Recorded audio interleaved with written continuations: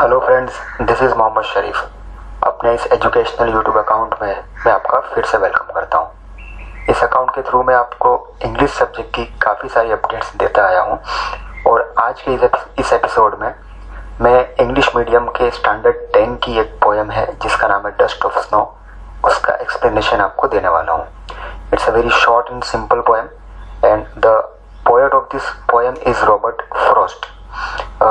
मैंने आगे के एपिसोड्स में भी आपको समझाया है कि always try to remember the name of the poet. इस पोएम का टाइटल है डस्ट ऑफ स्नो। वैसे डस्ट का मीनिंग होता है धूल, लेकिन यहाँ पे ये जो डस्ट है वो स्नो की डस्ट है। यूजुअली जो बर्फबारी होती है उसमें जो बर्फ गिरती है दैट इज कॉल्ड स्नो। तो आइए देखते हैं इसका explanation.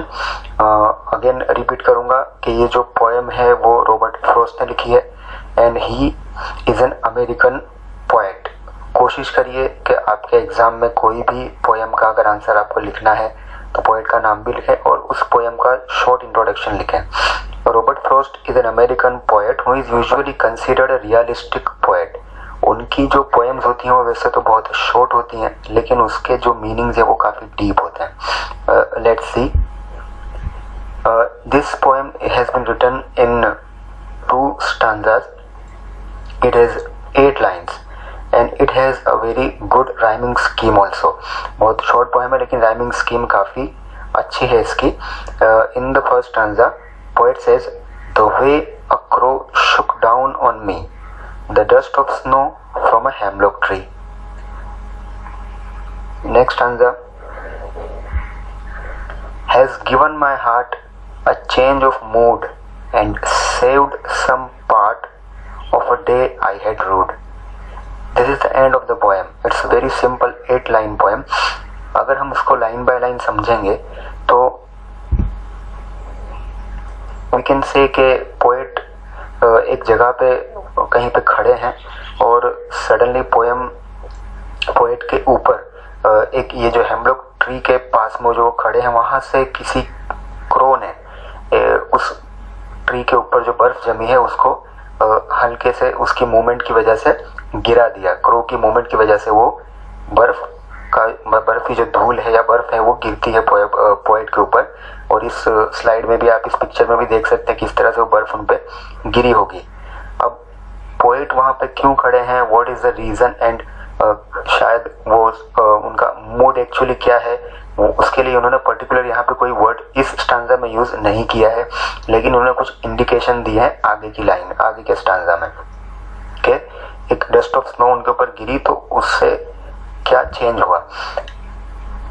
In the second stanza he says कि because of this unexpected act of crow, ये जो क्रो उस ट्री के ऊपर बैठा था और उसने जो ये बर्फ को उनके ऊपर गिराया, उसकी वजह से, उस बर्फ की वजह से गिरने से उनका जो मूड था वो सडनली चेंज हुआ। और इस लाइन में वो कह रहे हैं कि एंड थर्ड लाइन में सेकंड स्टांजा की and saved some part of a day I had rued, वो ये कहना चाह रहे हैं कि इस बर्फ के गिरने की वजह से सडनली उनका जो मूड था वो चेंज हुआ और एक जो डिप्रेसिव मूड था वो बदल करके थोड़ा सा वो जॉयस मूड वो कन्वर्ट हो गया और वो बाद में ही बिकेम हैप्पी एंड उसकी वजह से उनका जो दिन खराब जा रहा था वो उसमें उनको कुछ सुधार दिखने लगा।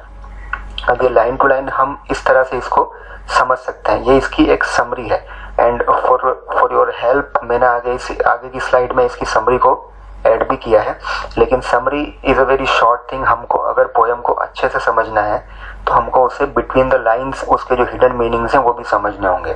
तो again let me explain you from the beginning के इसमें किस तरह से हम इसके डीप और हिडन मीनिंग को समझ सकते हैं, क्योंकि रॉबर्ट फ्रॉस्ट की जो पोएम्स हैं वो हमेशा डीप मीनिंग वाली होती हैं।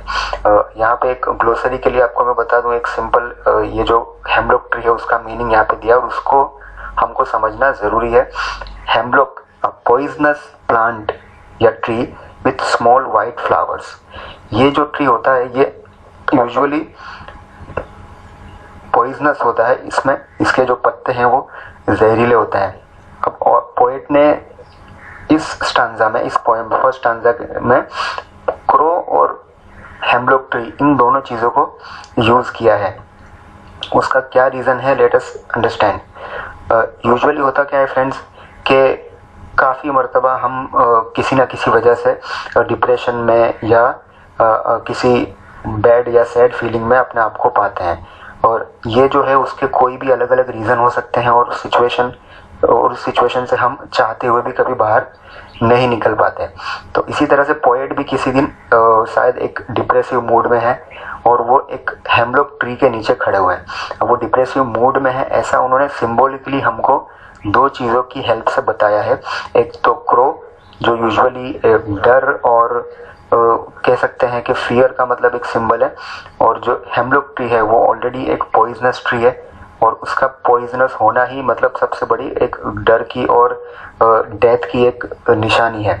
तो इन दो सिंबल को यूज़ करके पोएट ने हमें ये इंडिकेशन दिया है कि he might be in a sadful situation, और इस तरह से हमें वो इंडिकेट कर रहे हैं।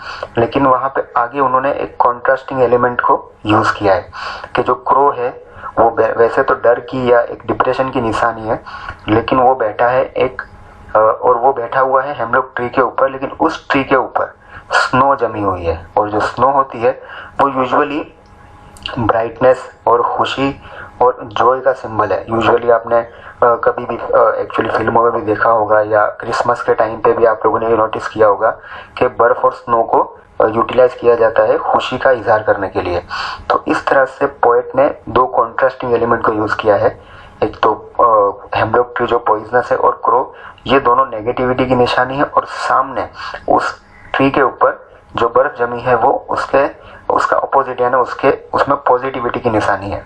और ये जो क्रो है उसकी सडन एक मूवमेंट की वजह से जो बर्फ गिरी है वो एक इनवॉलंटरी एक्ट है। और इसमें एक और हिडन मीनिंग है कि अगर हम किसी भी सिचुएशन में, अगर बैड सिचुएशन या सैड सिचुएशन में फंसे हुए हैं, उसमें भी हमें कहीं ना कहीं से अगर एक पॉजिटिव साइन मिले तो we must take help of that sign, और उस चीज़ का हमें यूज़ करना चाहिए। जिस तरह से पोएट पे डस्ट ऑफ स्नो के गिरते ही उनको एक पॉजिटिविटी की साइन मिली, और वहाँ से उन्होंने अपने मूड को चेंज किया। अब ये जो एक्ट ऑफ क्रो था वो एक सडन एक्ट था, उसमें कहीं भी पोएट ने ये नहीं सोचा कि इसने मुझ पर बर्फ़ क्यों गिराई। उन्होंने ये देखा कि ये जो बर्फ़ गिरी है वो उनके लिए एक चेंज का एक एलिमेंट है। तो ये इसके डिफरेंट मीनिंग्स हैं। और जो कॉन्ट्रास्टिंग एलिमेंट है उसमें क्रो जो डार्कनेस की निशानी है, अगेन जो स्नो है उसको भी हम समझ सकते हैं कि उसमें पॉजिटिविटी की निशानी है। और पोएट हमें फाइनली ये सजेस्ट करना चाहते हैं कि in grimmest of the situations we should be hopeful and try to find and notice any act of positivity. हमें बुरी से बुरी सिचुएशन में भी हमेशा कोशिश करनी चाहिए। पहले तो हमें होपफुल रहना चाहिए, और कोशिश ये करनी चाहिए कि हमें कोई भी एक पॉजिटिविटी की अगर साइन दिखती है तो हमें उसको यूटिलाइज करना चाहिए हमारी सिचुएशन में से बाहर आने के लिए। जैसे उनके ऊपर एक ये जो शावर हुआ उसकी वजह से उनका ये जो मूड चेंज हुआ, डिप्रेसिव से उनका मूड जॉयस हो गया। As life is full of uncertainties, any single day of our life should not be wasted and ruled upon temporary sadness and depressions। और पोएट ये भी हमें सजेस्ट कर रहे हैं कि भाई हमारी जो लाइफ है वो फुल ऑफ अनसर्टेनिटी है, कभी भी कुछ भी हो सकता है। और यहाँ पे ये जो वर्ड यूज हुआ है रूड, यानी कि हेल्ड इन रिग्रेट, तो ऐसा कोई भी मतलब हमारे साथ सिचुएशन कोई अगर क्रिएट होती है तो उसकी वजह से हमें हमारी पूरी लाइफ को या हमारा जो वो टाइम है उसे बर्बाद या उसे रूड नहीं करने देना चाहिए, उसे वेस्ट नहीं होने देना चाहिए। तो इस तरह का एक अच्छा सा मैसेज हमें यहाँ पे पॉजिटिविटी का इस पोएम के थ्रू दिया है पोएट ने। और जो समरी है वो मैंने बताया आपको आगे इसकी स्लाइड में मिल जाएगी। Let us see what are the literary devices used in this poem. Stanza 1 में आप देख सकते हैं इसकी पहले तो राइम स्कीम क्या है वो देख लेते हैं। राइम स्कीम है इसकी ए बी स्टांजा 1 में। The way a crow shook down on me, the dust of snow from a hemlock tree। crow और snow ये राइम कर रहे हैं, me and tree ये यहाँ पे राइम कर रहे हैं। और इसके अंदर इसी स्टांजा में असोनेंस का भी यूज हुआ है। Assonance is a kind of a prominence of vowel sound. किसी भी लाइन में, किसी भी स्टांजा की लाइन में अगर किसी वोवेल साउंड, कोई वोवेल साउंड अगर रिपीट हो रहा है बार बार तो उसे असोनेंस कहते हैं। तो यहाँ हम देख सकते हैं कि शुक डाउन ऑन मी, इसके अंदर ओ साउंड जो है वो प्रोमिनेंट है, इसके लिए इसको असोनेंस हम कह सकते हैं। सेकंड स्टांजा में भी आप देखेंगे राइम स्कीम है इसकी C D has given my heart a change of mood and saved some part of a day I had rued. Heart और पार्ट यहाँ पे राइम कर रहे हैं, मूड और रूड यहाँ पे राइम कर रहे हैं। Second one is consonance. Consonance क्या है? Repetition of D in line 4।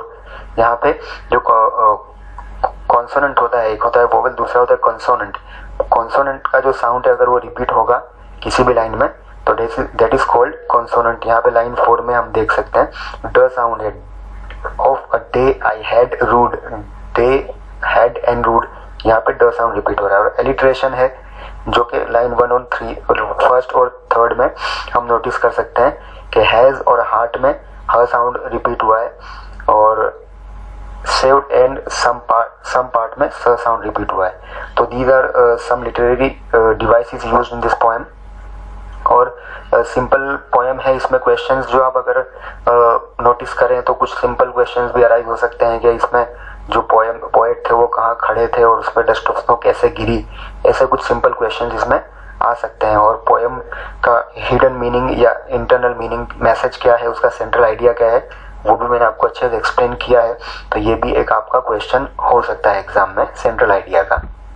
So and this is the short summary of this poem, but always remember कि जो समरी होती है वो सिंपल एक आइडिया होता है, लेकिन उसका जो हिडन आइडिया है वो उसके एक्सप्लेनेशन से ही आपको समझ में आएगा। तो प्लीज़ कोशिश करें, अगर रिपीट करके देखना चाहें तो वीडियो अगेन रिपीट करें। Please don't forget to like this video if you like the video, and don't forget to subscribe the channel also. Thanks for watching and be sure कि आप इसके अंदर जो हार्ड वर्ड्स हैं उनको भी याद रखें। Thanks for watching and up to next video. Have a good day.